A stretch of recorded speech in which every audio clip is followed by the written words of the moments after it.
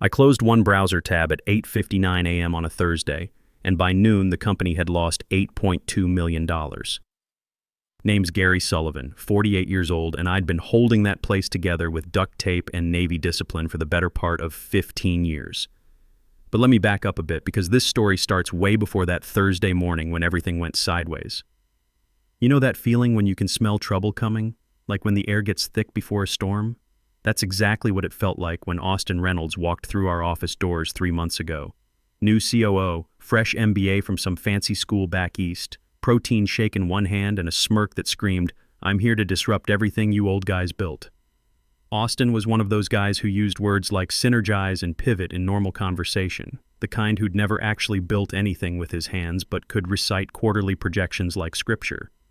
He had that corporate shark look, expensive suit, perfect teeth, and eyes that sized up everything in terms of cost centers and profit margins. I should have seen it coming when they quietly changed my business cards. One day I'm Director of Infrastructure Operations, next day I'm Senior Systems Specialist. No meeting, no explanation, no discussion. Just a stack of new cards on my desk with a smaller title and the same salary. Death by paperwork, they call it in the corporate world. A demotion dressed up as a lateral move. But here's the thing nobody understood. While Austin was busy restructuring org charts and talking about agility initiatives in conference rooms that smelled like burnt coffee and broken dreams, I was the guy keeping the lights on. Literally. The custom auto-renewal API I'd built over 3 years processed millions in client contracts every month with a 99.9% success rate. It handled compliance across 3 regulatory bodies, managed international time zones and currencies, and basically ran itself like a Swiss watch. This wasn't some off-the-shelf software we'd bought from a vendor. This was custom-built infrastructure that I'd architected from the ground up, tested under every possible failure scenario, and maintained through 2 major system migrations. Every line of code, every database connection, every security protocol. I knew it all because I'd built it all. Nobody asked how it worked. They just bragged about it to investors. Fully automated renewal system, they'd say in board meetings. Seamless integration with 0 human intervention required. Austin loved that last part especially. 0 human intervention. Made it sound like the system ran on fairy dust and good intentions instead of 15 years of accumulated knowledge and 3 a.m. emergency patches. The layoffs started with the usual corporate theater. First round came with donuts and fake sympathy from HR. "Unfortunately, we have to make some difficult decisions," they announced to a room full of people who'd built the company from nothing. "These changes will position us for future growth." Translation: the investors wanted better margins, and cutting salaries was easier than finding new revenue. Second round was just Slack messages, people vanishing from channels mid-conversation like they'd been raptured. You'd be discussing a project with someone on Tuesday, and by Wednesday their avatar was grayed out and their desk was empty. No goodbye meetings, no knowledge transfer, just gone. Third round wasn't even called layoffs. Organizational streamlining, the memo said. I read it while microwaving my coffee for the 4th time that morning, watching the numbers tick down on the microwave display, and wondering if I'd be next.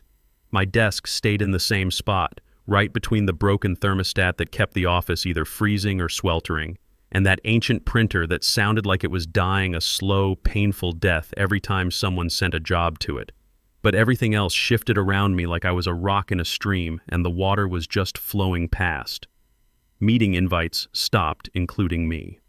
The group photo by the elevator got cropped tighter each month, faces disappearing until it looked like a completely different company.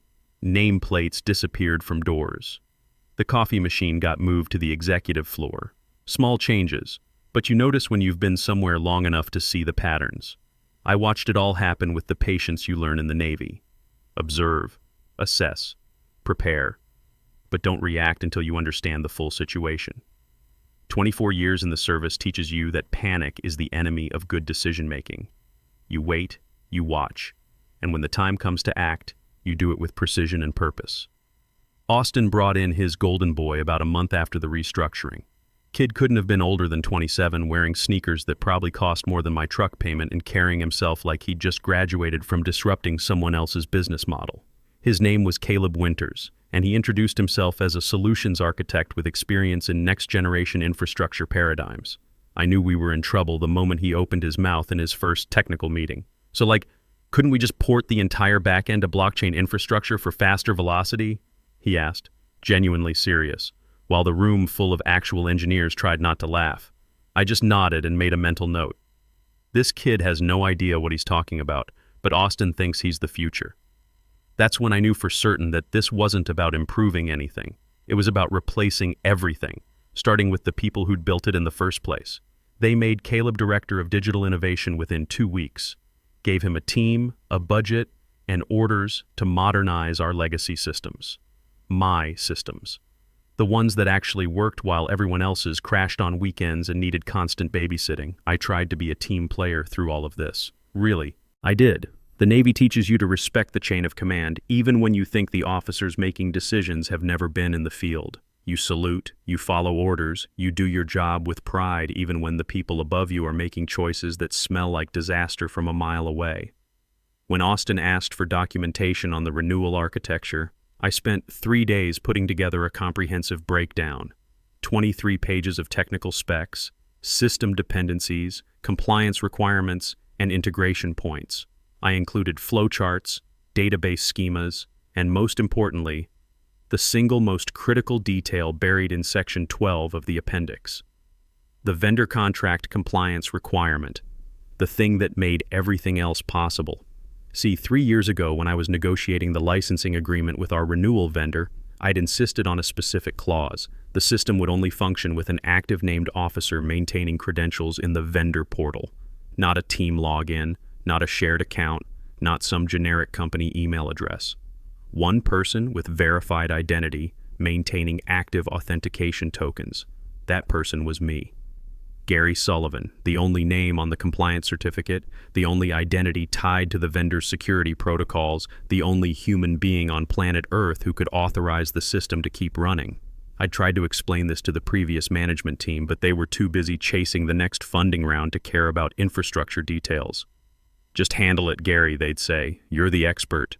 So I handled it, documenting everything, creating backup procedures, building fail-safes that would give us time to transition if something happened to me. Austin's response to my 23-page technical document: a thumbs-up emoji. Not even a thanks, or I'll review this.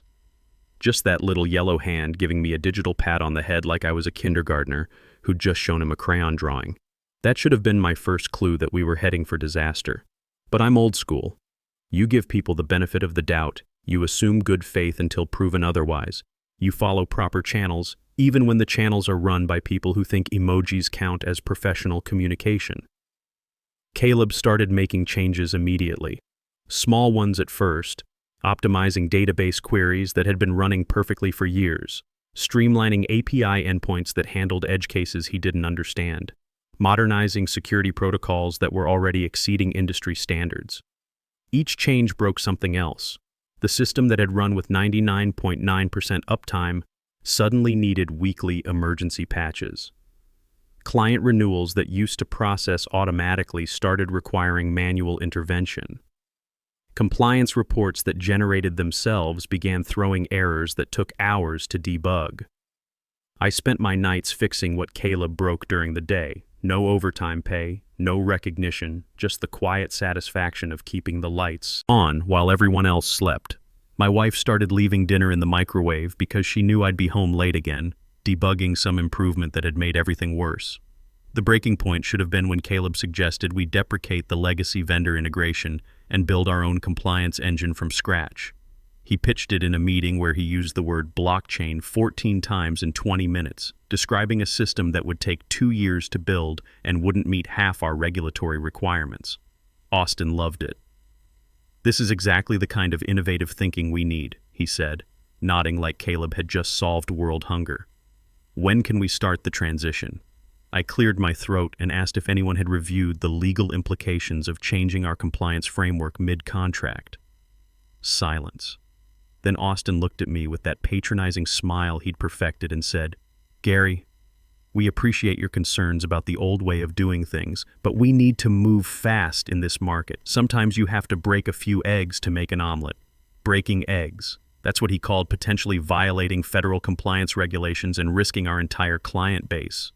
I nodded politely and made another mental note. These people have no idea what they're destroying. The vendor contract was something I'd negotiated in a beige conference room that smelled like burnt coffee and crushed dreams. Legal had sent an intern who spent most of the meeting scrolling through his phone. It had sent nobody.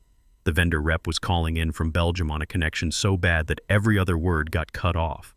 But I'd done my homework, read every line, every clause, every footnote in the 47-page agreement. I knew exactly what we were signing and what it would mean for our system architecture.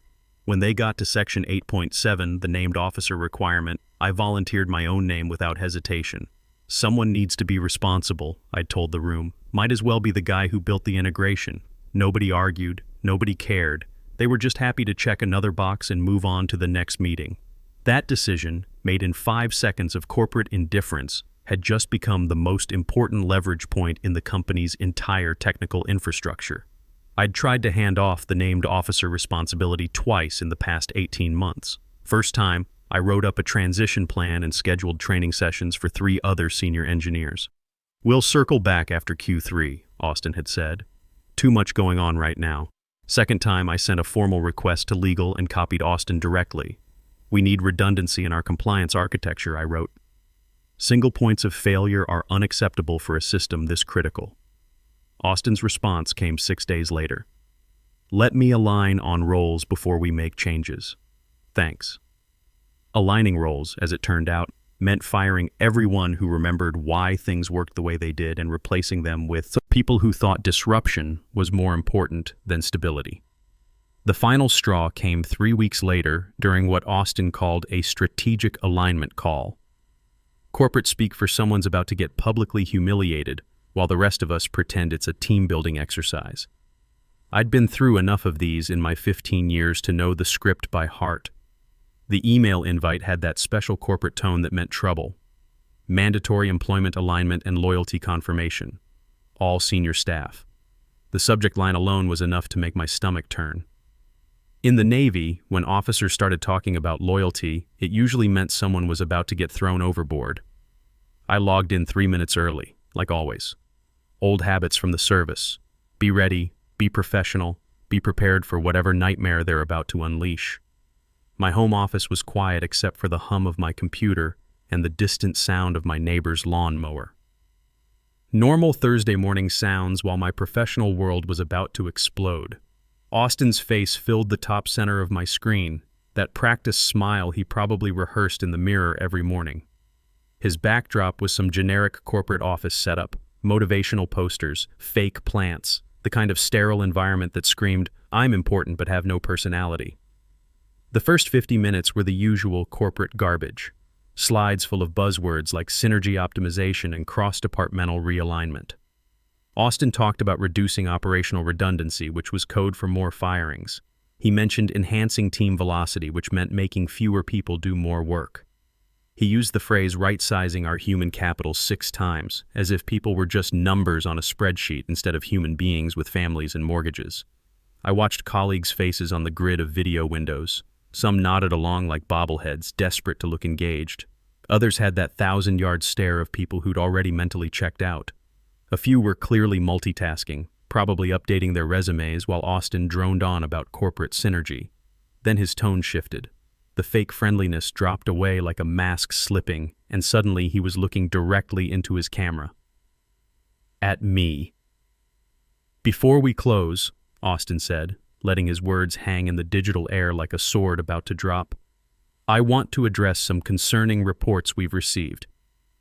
My heart did one long, slow thump. I knew whatever came next wasn't going to be good. "We've had reports of dual engagement activities," he continued, using that careful corporate language that meant he was about to destroy someone's reputation without saying anything actionable. "Consulting work that may conflict with employment agreements." The Zoom room went dead quiet. Even the sales guys, who usually kept chatting through anything that didn't directly affect their commissions, stopped their side conversations. You could feel the collective intake of breath, that moment when everyone realizes they're about to witness a public execution. There was no consulting work. I hadn't had time to breathe without logging it in some project management system, let alone take on outside clients. My evenings were spent fixing Caleb's mistakes, and my weekends were spent documenting systems that nobody else bothered to understand. But Austin didn't need facts. He needed theater. "Gary," he said, leaning into his webcam like a news anchor delivering breaking news, "I think the team deserves some clarity here."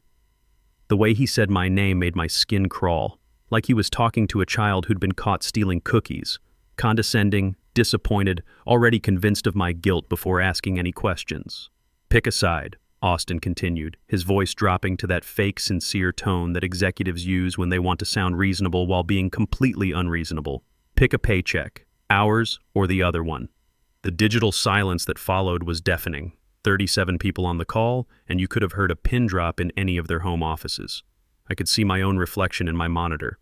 Gray hair, tired eyes, 15 years of loyal service being reduced to a loyalty test by a guy who couldn't spell API if his MBA depended on it. But here's what Austin didn't understand about military training. When you get an impossible order from someone who doesn't know what they're asking for, you follow it exactly as given. No argument, no explanation, just precise execution of the command as stated. He'd told me to pick a paycheck. Fine, I'd pick one. So I didn't speak, didn't defend myself, didn't beg, didn't give him the dramatic confrontation he was clearly hoping for. I just moved my mouse slowly, deliberately, and clicked the X on one browser tab. To everyone watching, it looked like nothing. Just a guy closing a window during another boring corporate meeting. But that tab was my active session with the vendor portal. The authentication dashboard that kept the compliance heartbeat running. The connection tied to my named officer credentials that pinged the system every 4 hours to confirm Gary Sullivan was still authorized to maintain the license. The moment I closed it, a single line updated in a server log somewhere in Belgium. Session terminated. Named officer credential status inactive. Authentication token expired. Austin squinted at his screen, maybe confused that I wasn't putting up a fight. He'd clearly expected tears, expected begging, expected some kind of emotional breakdown that would justify his power play. Instead, he got Navy discipline and 15 years of accumulated professional patience. "We'll discuss follow-up offline," he said, that oily corporate tone sliding across the call like spilled motor oil. "Thanks everyone for your attention to this important alignment discussion." But there wouldn't be any follow-up discussion. Not for him. I muted myself, turned off my camera, and sat back in my chair. Around me, people were starting to drop off the call, probably rushing to update their LinkedIn profiles or text their spouses about the latest corporate drama. They had no idea that the real show was just beginning. Because while Austin was busy playing corporate politics, the system that processed $8.2 million in monthly renewals had just lost its authorization to function.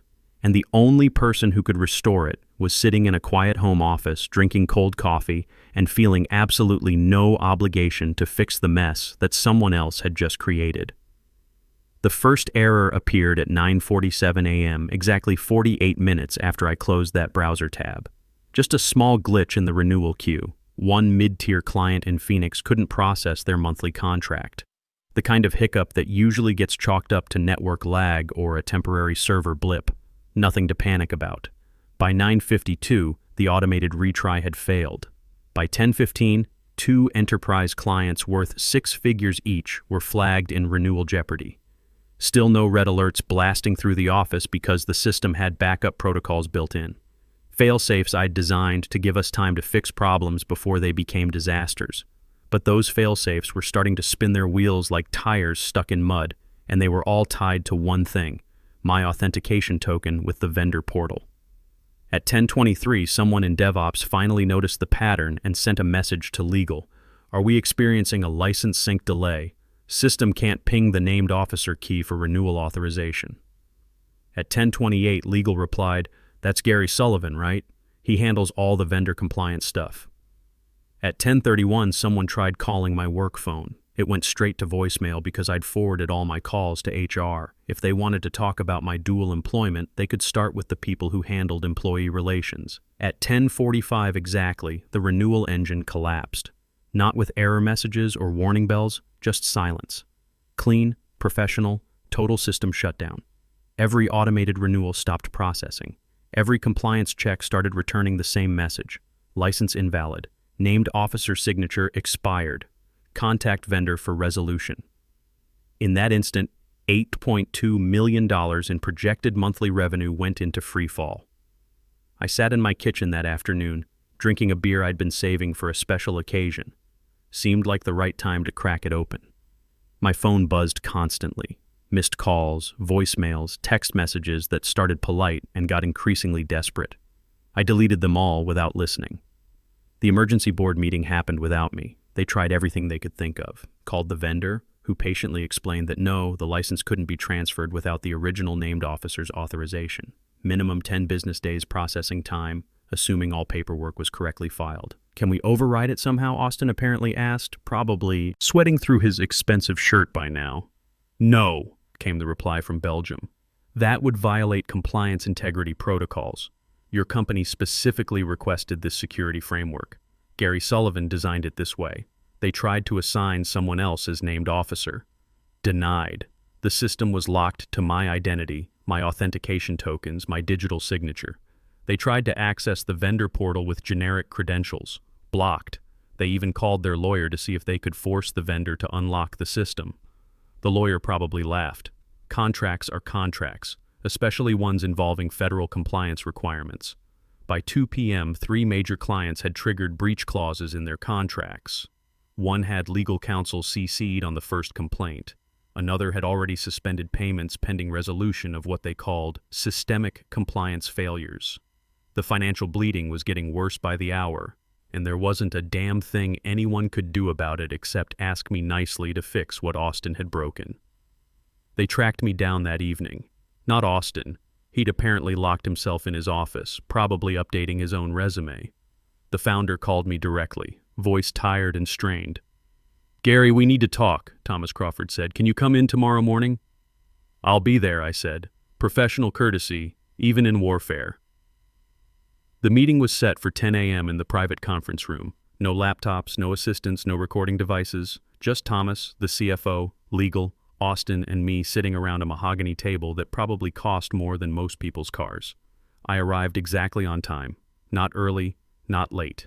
Professional standards matter, even when you're negotiating with people who've just discovered how much trouble they're in.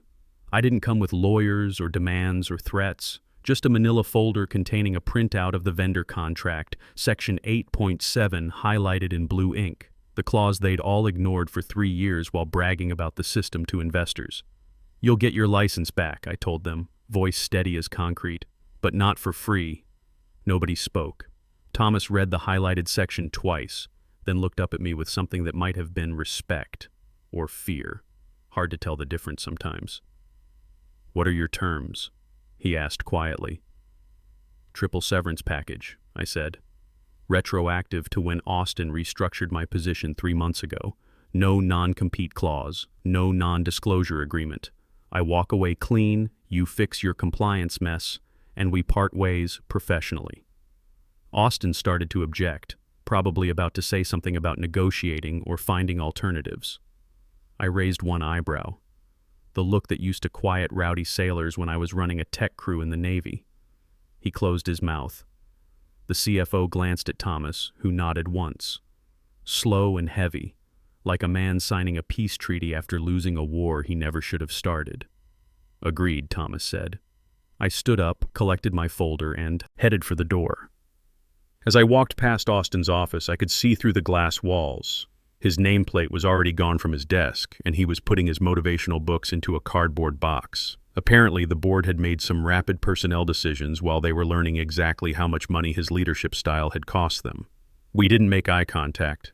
There was nothing left to say. 3 weeks later, my settlement check cleared. 6 months' salary, benefits, and what amounted to a very expensive lesson for a company that had confused disruption with destruction. I started my own consulting practice, specializing in exactly the kind of legacy system integration that younger engineers think they can improve, but usually just break. Austin's LinkedIn profile now lists him as seeking new opportunities in dynamic growth environments. Caleb lasted another 2 weeks before they figured out he'd been using ChatGPT to write code that didn't actually work. "Pick a paycheck," Austin had said. Turns out I picked the right one.